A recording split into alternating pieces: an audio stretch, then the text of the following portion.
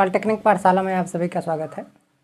Third semester में आपको digital electronics पढ़ाया जा रहा है। चौथा चैप्टर चल रहा है। चौथे चैप्टर का ये लास्ट टॉपिक है, ठीक है। कॉम्बिनेशनल सर्किट में आपको एलईडी पढ़ाया गया, उसके बाद एलईडी आरए पढ़ाया गया और 7 सेगमेंट डिस्प्ले पढ़ाया गया और उसके बाद जो है अब लास्ट टॉपिक एलसीडी आपको क्या करेंगे, पढ़ाएंगे, ठीक है। तो एलसीडी और एलईडी जो काम एलईडी का होता है वही एलसीडी का भी होता है, लेकिन एलईडी की तरह जो है एलसीडी हमारा प्रकाश का उत्सर्जन नहीं करता है, ठीक है। लेकिन एलईडी का भी यूज व्यापक रूप से हो रहा है और एलसीडी का भी यूज जो है व्यापक रूप से हो रहा है। तो इन दोनों बातों को आपको ध्यान में रखना है, किस में कम पावर लॉस होता है, किस में ज़्यादा पावर लॉस होता है, उसके बारे में यहाँ पे क्या करेंगे, डिस्कस करेंगे। पहले कंपैरिजन पढ़ेंगे, तुलना, एलईडी व एलसीडी की तुलना, ठीक है। एलसीडी का फुल फॉर्म होता है liquid crystal display. Liquid crystal display LED में धारा प्रवाहित होने पर लाइट को एमिट करती है। एलईडी जो है लाइट को क्या करती है, एमिट करती है, प्रकाश का उत्सर्जन करती है, ठीक है। जबकि एलसीडी प्रकाश के रिफ्लेक्शन को कंट्रोल करती है। जो एलसीडी होता है प्रकाश के रिफ्लेक्शन को क्या करता है, कंट्रोल करता है, ठीक है। तो इसी प्रकाश को कंट्रोल करता है ऐसे भी बोल सकते हैं, उसके रिफ्लेक्शन को कंट्रोल करता है ऐसे भी आप बोल सकते हैं। एलईडी की स्विचिंग स्पीड बहुत अधिक होती है। जो एलईडी होता है ना उसकी स्विचिंग स्पीड बहुत अधिक होती है, लगभग 1 nano second. 1 nano second, 1 nano second, nano का मतलब 10⁻⁹ सेकंड। सोचिए कितना कम सेकंड होता है, मतलब कितना कम टाइम होता है। इसकी स्विचिंग स्पीड, जिसका समय कम होगा, स्विचिंग टाइम क्या होगा, कम होगा, तो उसकी स्विचिंग स्पीड क्या होगी, ज़्यादा होगी। एलईडी की स्विचिंग स्पीड बहुत अधिक होती है, लगभग 1 नैनो सेकंड, जबकि एलसीडी की स्विचिंग स्पीड वेरी लो होती है, लगभग 1 मिली सेकंड। 1 मिली सेकंड 1 नैनो सेकंड से काफ़ी बड़ी वैल्यू होती है। कितनी बड़ी वैल्यू है आपका, लगभग 10 टू द पावर, देखिए 10 टू द पावर -6 और 10 टू द पावर -3। इसको क्या बोलते हैं, मिली बोलते हैं। इसको क्या बोलते हैं, मिली बोलते हैं। और 10⁻⁹ इसको क्या बोलते हैं, नैनो बोलते हैं, ठीक है। तो ये तो -3 है और ये माइनस क्या है, 9 है। तो ये बहुत ज़्यादा छोटी वैल्यू होगी और ये बहुत बड़ी वैल्यू होगी, ठीक है। तो जबकि एलसीडी की स्विचिंग स्पीड वेरी लो होती है, लगभग 1 मिली सेकेंड।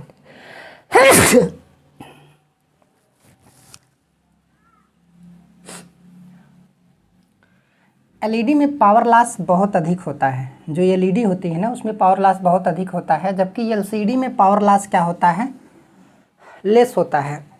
एलईडी में जो पावर लॉस होता है 40 मेगा कह रहे हैं, 40 मिलीवाट, ठीक है, 40 मिलीवाट होता है। जबकि एलसीडी में 140 माइक्रोवाट होता है। अब देखिए यहाँ पर मिली ज़्यादा बड़ी वैल्यू होती है, किससे, माइक्रो से और नैनो से। तो यहाँ पर माइक्रो है, तो 140 माइक्रोवाट पावर लॉस किस में होता है, एलसीडी में। जबकि एलईडी में 40 मिलीवाट, 40 मिलीवाट काफ़ी ज़्यादा है, किससे, माइक्रो से। तो एलसीडी में बहुत कम पावर लॉस होता है और एलईडी में जो है सबसे मतलब ज़्यादा पावर लॉस होता है। इस वजह से एलईडी का स्थान काफ़ी ज़्यादा एलसीडी ले लिया है, लेकिन फिर भी एलईडी का यूज हो रहा है व्यापक रूप से। एलईडी की विजिबिलिटी डिम लाइट में गुड होती है, मतलब जब प्रकाश बहुत कम होता है, वायुमंडल के माध्यम से चारों तरफ प्रकाश कम रहेगा, तो उस कंडीशन में काफ़ी ज़्यादा, जब एलईडी लाइट को हम जलाएंगे, प्रकाशित करेंगे, तो काफ़ी ज़्यादा बढ़िया प्रकाश दिखता है और डिम लाइट में काफ़ी ज़्यादा अच्छा दिखाई देता है इसके माध्यम से, ठीक है। डिम लाइट में गुड, किंतु ब्राइट लाइट में पुअर होता है। ब्राइट लाइट का मतलब है कि जैसे दिन के समय में अगर एलईडी को जलाते हैं तो इसकी विजिबिलिटी क्या होती है, पुअर होती है, ठीक है। डिम लाइट में पुअर होती है।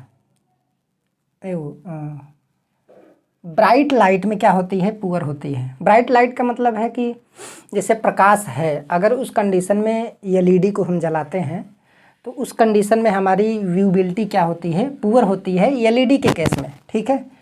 एलसीडी की विजिबिलिटी ब्राइट लाइट में क्या होती है, अच्छी होती है। जो एलसीडी होती है ना, काफ़ी ज़्यादा प्रकाश है तो उस केस में एलसीडी की उसकी जो विजिबिलिटी होगी वो काफ़ी अच्छी होती है और डिम लाइट में बहुत पुअर होती है, ठीक है। एलसीडी जो है 2 प्रकार का होता है। एलसीडी का फुल फॉर्म होता है लिक्विड क्रिस्टल डिस्प्ले। क्या होता है? Liquid crystal display. पहला है डायनेमिक स्कैटरिंग टाइप, दूसरा है फील्ड इफेक्ट टाइप। ठीक है, डायनेमिक स्कैटरिंग टाइप और दूसरा क्या है? Field effect type.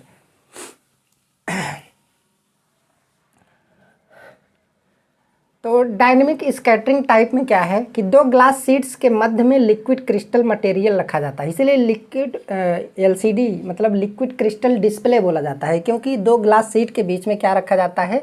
Liquid crystal material रखा जाता है, जो कि एक कार्बनिक कंपाउंड है। क्या है? कार्बनिक कंपाउंड है। यह द्रव अवस्था में प्रकाशीय गुण प्रदर्शित करता है।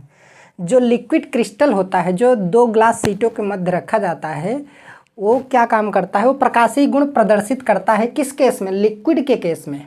जब वो लिक्विड केस में, लिक्विड फॉर्म में रहेगा तब, जो द्रव अवस्था में प्रकाशीय गुण प्रदर्शित करता है।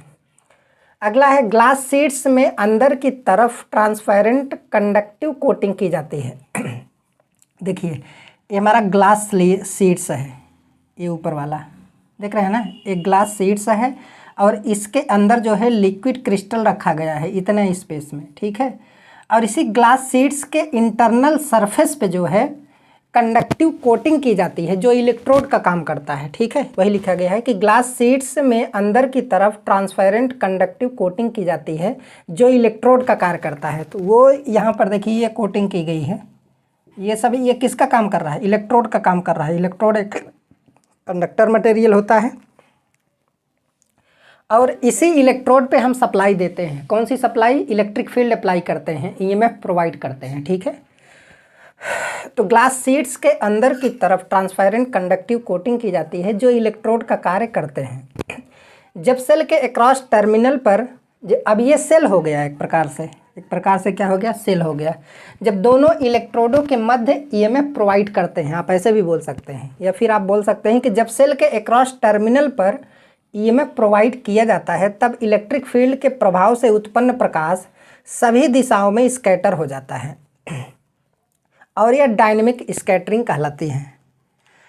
देखिए, जब इलेक्ट्रिक फील्ड अप्लाई करते हैं ना, तो इलेक्ट्रिक फील्ड की वजह से जो है, उसके प्रभाव की वजह से हमारा उत्पन्न प्रकाश सभी दिशाओं में क्या कर जाता है? स्कैटर कर जाता है, जिससे हमें एलसीडी पर जो भी डिजिट है, जो भी चीज़ें हैं, दिखाई देती हैं। ठीक है, और यह डायनेमिक स्कैटरिंग कहलाती है। क्या कहलाती है? Dynamic scattering. अब यहाँ पर दूसरा है फील्ड इफेक्ट टाइप। देखिए, इसमें आपको केवल इतना ही बनाना है, दो ग्लास शीट्स है, उसके इंटरनल सरफेस पे जो है कंडक्टिव कोटिंग की गई है, जिसे इलेक्ट्रोड बोलते हैं।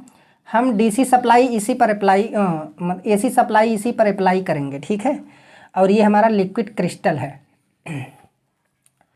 फील्ड इफेक्ट टाइप एलसीडी की संरचना डायनेमिक स्कैटरिंग से काफ़ी ज़्यादा क्या होती है? जटिल होती है। दूसरा क्या है? दूसरा फील्ड इफेक्ट टाइप है। तो पहला तो हमने पढ़ लिया, पहले की संरचना भी हमने क्या कर ली? बना ली। तो दूसरे की बनाने की ज़रूरत नहीं है।